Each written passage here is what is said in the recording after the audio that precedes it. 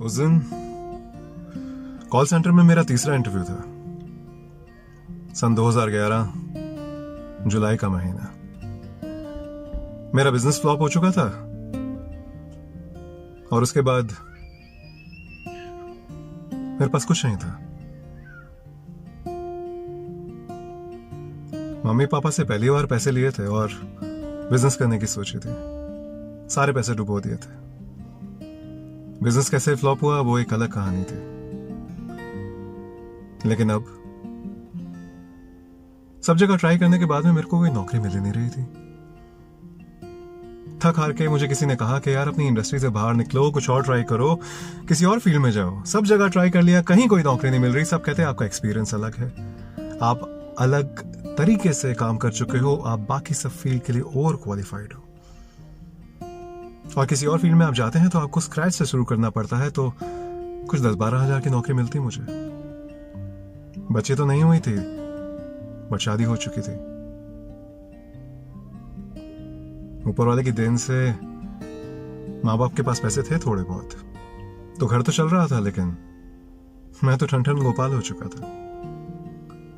Call centre में नौकरी जब नहीं लगी और मैं बाहर निकल रहा था, तभी एक पुरानी जूनियर का फोन आया। उसने कहा कि सर मेरी शादी है और मैं आपको कार्ड देने तो नहीं आ पा रहा हूँ, आई एम सो सॉरी। तो मैंने उससे पूछा कि वो कहाँ है। उसने कहा कि वो भी नोएडा में है और मैं नोएडा के सेक्टर 62 में किसी कॉल सेंटर में इंटरव्यू देके निकला था। ऐसे ही टी शर्ट में घूम रहा था।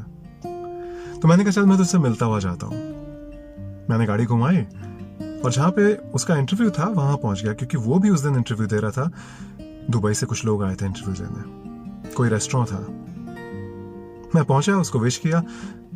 विश करने के टाइम कंसल्टेंट वहीं बैठा हुआ था और मुझसे बात करने के लिए आ गया। जब उसने देखा कि मैं उस लड़के से ऐसे बात कर रहा हूं कि वो मेरा जूनियर है, 5 मिनट बातें हुई तो उसने मुझसे पूछा कि क्या मेरे पास कोई शर्ट है, ट्राउजर है। मैंने कहा कि नहीं, मैं तो ऐसे ही घूम रहा था।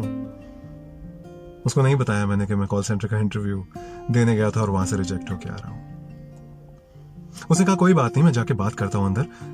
दुबई के लिए अप्लाई करोगे? 1.5 साल से ऊपर हो चुका था, कोई नौकरी नहीं थी। मैंने कहा क्यों नहीं, लेकिन इस हालत में इंटरव्यू। उसने कहा ट्राई कर लो, अगर उनको प्रॉब्लम नहीं है तो आपको क्या प्रॉब्लम है। मैंने कहा ओके। मैंने अंदर जाके इंटरव्यू दिया। उस लड़के का इंटरव्यू क्लियर नहीं हुआ। मुझे उन्होंने उसी टाइम सिलेक्ट कर लिया। क्या हुआ कैसे हुआ, बट बहुत मैजिकल था। मैं सिलेक्ट हो गया और 15 दिन के अंदर अंदर दुबई पहुंच गया। मेरी पहली देश से बाहर नौकरी। जब कुछ होना होता है ना, तभी होता है। आप कितने भी हाथ पांव मार लीजिए, कितनी भी कोशिश कर लीजिए, अगर आपकी जिंदगी के अंदर इंतजार लिखा है तो इंतजार आपको झेलना पड़ेगा। परेशान होके चलें या झेल लें, झेलना तो पड़ेगा। और जब आएगा बहुत अच्छा आएगा।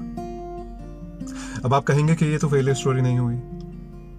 ये भी फेलियर स्टोरी है, क्योंकि वो जॉब मेरी दुबई की 6 महीने के ऊपर नहीं चली। क्या हुआ वहां पे और उसके बाद क्या हुआ, उसकी आगे की कहानी अगली फेलियर स्टोरी में। फेलियर स्टोरी का दूसरा एपिसोड कैसा लगा जरूर बताइएगा। और लाइफ गुरु का लाइव शो संडे शाम 7 बजे 6 दिसंबर को आना मत भूलिएगा। मिलेगा मुझसे, आ जाइए फिर।